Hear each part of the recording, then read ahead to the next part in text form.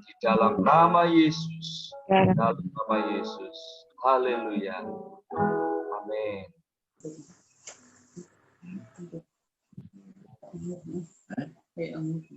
Ya, selamat pagi semuanya.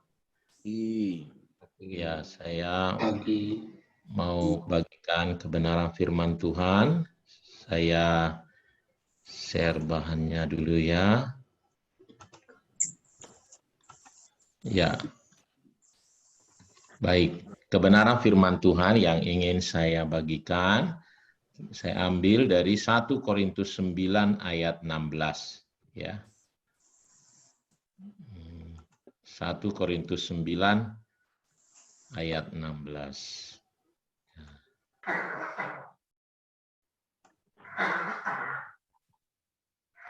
Katakan 1 Korintus 9 ayat 16. Karena jika aku memberitakan Injil, aku tidak mempunyai alasan untuk memegahkan diri. Sebab itu adalah keharusan bagiku. Celakalah aku jika aku tidak memberitakan Injil. Nah, memberitakan Injil menjadi sangat penting. Kenapa? Karena kita ini berdoa untuk kegerakan Tuhan supaya revival terjadi.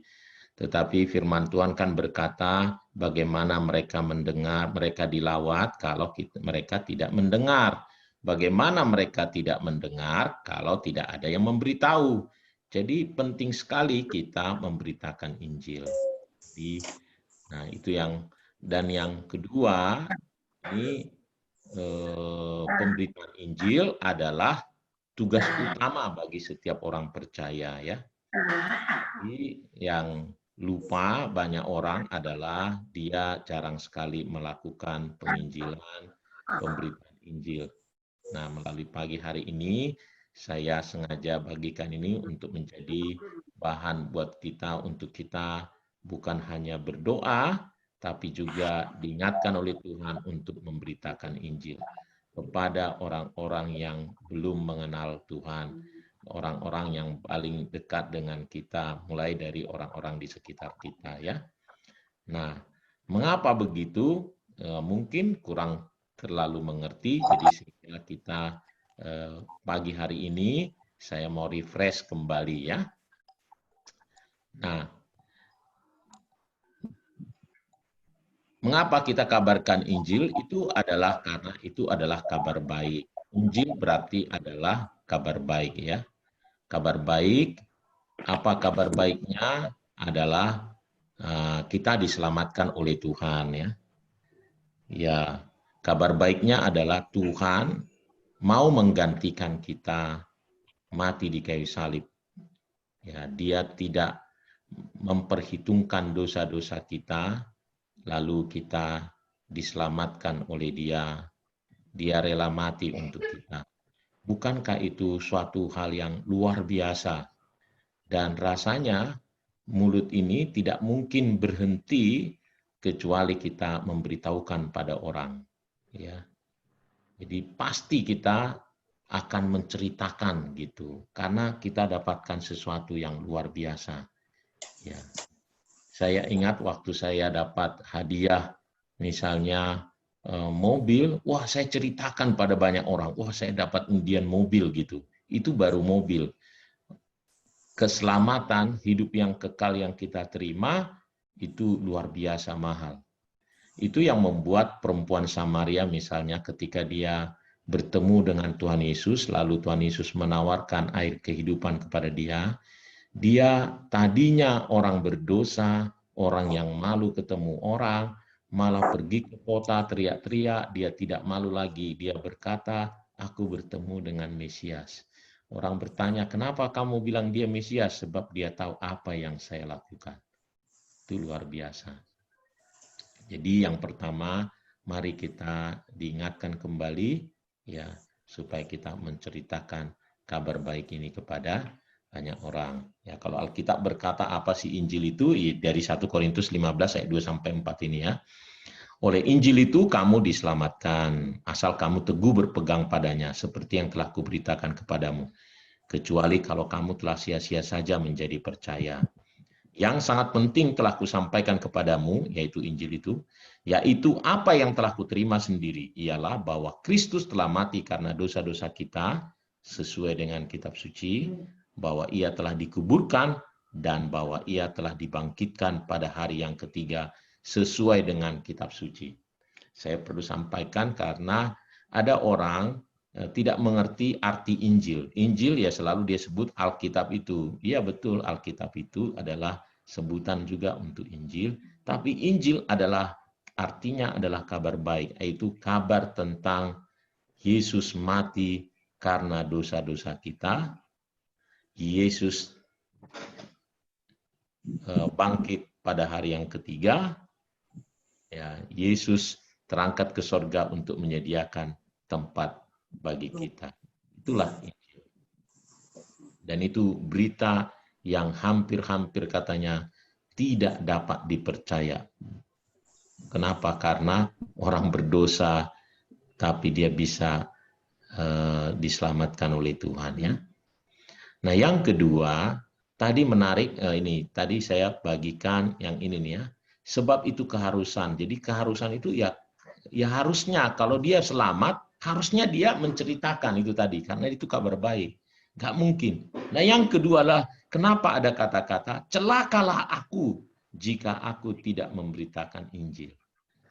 Nah, ini seolah-olah kan semacam ancaman, ya. Nah, saya waktu renung-renungin, nah Tuhan ingatkan saya dengan ini nih. Perlengkapan senjata Allah. Jadi perlengkapan senjata Allah itu adalah, jadi berdirilah tegak, berikat pinggangkan kebenaran, berbaju jirakan keadilan. Ayat ke-15-nya berkata, kakimu berkasutkan kerelaan untuk memberitakan Injil damai sejahtera. Kalau kasut berarti kemana-mana kita selalu pakai kasut, ya, berkasih apa, alas kaki, ya, sendal. Kita harus pakai alas kaki kemana-mana kita pergi. Kalau enggak, pasti ya kaki kita akan luka. Jadi pantas celaka gitu, ya. Jadi bisa celaka. Jadi yang kedua ini, jadi kemana-mana kita harus bawa Injil. Ya, membawa Injil bukan Alkitabnya, tetapi hidup kita itu sendiri sebenarnya adalah suratan Kristus.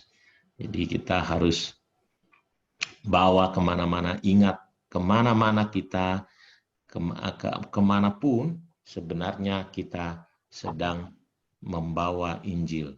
Ya, saya sangat apa juga dengan cerita meninggalnya pendeta Alex Abraham, ya. Lalu Dahlan Iskan menulis, ya, dia bilangin Alex Abraham akhirnya mengikuti Leo gitu, meninggal juga hanya dalam waktu berapa minggu. Jadi mereka ini pendeta Leo sama pendeta Alex Abraham selalu mengisi Dahlan Iskan katanya, karena mereka ini saling tuntut, saling berantem, saling mengadukan ke polisi. Nah, yang parah dia ceritakan Alex Abrahamnya, dia juga berantem sama anaknya, gitu-gitu. Aduh, kasihan sekali dia. Ya menurut saya, jadi dia jangan-jangan Dahlan Iskan ini melihat Injil itu bagaimana, ya, gitu. Akan bisa-bisa dia jadi bukan menolong orang untuk masuk ke dalam kasih karunia, menerima kasih karunia itu, jangan-jangan menjadi penghambat.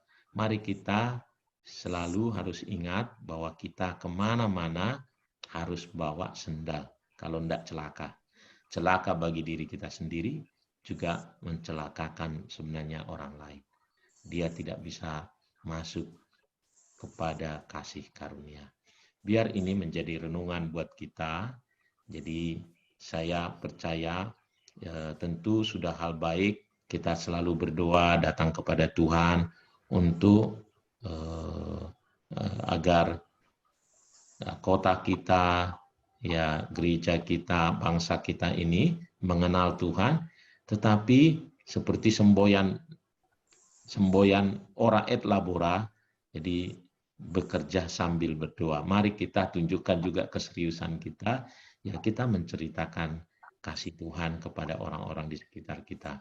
Tentu karena dia bilang ini kasut kerelaan Injil damai sejahtera, jangan, memang mungkin kita nggak siap lah seperti Derek Prince atau tanpa ragi ya. Menurut saya lebih suka mungkin dengan Injil damai sejahtera yang memberi damai sejahtera. Nanti kita ditimpuki orang ya, kalau mereka udah pintar-pintar mereka menyembunyikan diri. Nah, jadi supaya begitu ya. Nah, jadi kita doakan, kita menyatakan kasih kita pada mereka supaya mereka boleh diselamatkan, mendengar Injil kasih karunia itu. Mereka juga dikasih oleh Tuhan, mereka juga Yesus mati untuk mereka, bukan hanya untuk kita. Ya, Tuhan memberkati, mari kita semangat memberitakan Injil. Ya, amin. Mari kita berdoa datang kepada Tuhan.